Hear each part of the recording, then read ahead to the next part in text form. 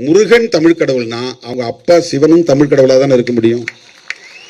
முருகன் தமிழ் கடவுள்னா சிவன் தமிழனா இருந்தா பார்வதி தமிழச்சியாக தான் இருக்க முடியும். இப்ப இவங்க ரெண்டு பேரும் கைலாய மலையில் இருக்கிறாங்கன்னா கைலாயம் தமிழர்களின் தேசம் தானே.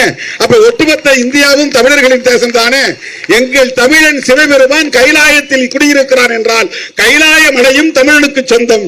கைலாய மலை இமயம் முதல் கன்னியாகுமரி வரையில் தமிழன் வாழ்ந்தான் என்பதற்கு சிவபெருமானே ஒரு சான்று. அந்த கதைப்படி பார்த்தார். சிவன் தமிழன், பார்வதி தமிழச்சி. அப்படின்னா கணபதி கணேசனும் தமிழனா தானே இருக்க முடியும். ஏன் கணேசனை தமிழ் கடவுள் நீங்க யாரும் சொல்றது இல்ல? இதெல்லாம் லாஜிக்கா கேட்டா அவனுக்கு கோபம் வருது. எங்களை மட்டும் ஏன் அசிங்கப்படுத்துறான்? இந்த கதைகள்லாம் வேறு மதத்தில் இல்லையே.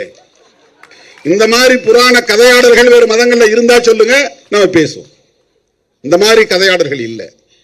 இப்ப எங்களுடைய அடையாளங்களையும் வரலாறையும் நீங்கள் திருடிக்கொண்டு அதற்கு புதிய புதிய அடையாளங்களை தந்து புதிய புதிய விளக்கங்களை தந்து எங்களை ஏய்த்து பாகுபடுத்தி பிளவுபடுத்தி சிதறடித்து சிதைத்துக் கொண்டிருப்பதை அம்பேத்கரின் பிள்ளையாக இருந்து கொண்டு எப்படி வேடிக்கை பார்க்க முடியும்?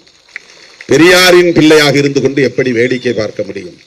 நாங்கள் இயக்கம் கண்டிருப்பது நாடாளுமன்றத்திற்கு சட்டமன்றத்திற்கு சீட்டு பேசுவதற்காக அல்ல, பேரம் பேசுவதற்காக அல்ல.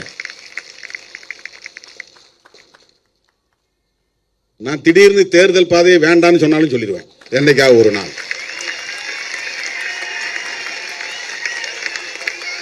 அந்த நிலைப்பாட்டை ஏற்றுக்கொண்டு என்னோடு வரக்கூடியவங்க வாங்கன்னு நான் பாட்டு போயிட்டே இருப்பேன். இவனுங்க நம்மளை சராசரியா எடை போடுறானுங்க.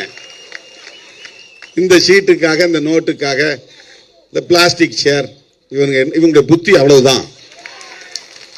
நான் தரையில உட்கார்ந்து இருந்தாலும் பிளாஸ்டிக் சேர்ல உட்கார்ந்து இருந்தாலும் சோஃபால இருந்தாலும் எல்லாம் ஒண்ணுன்னு நினைக்கிறவன்.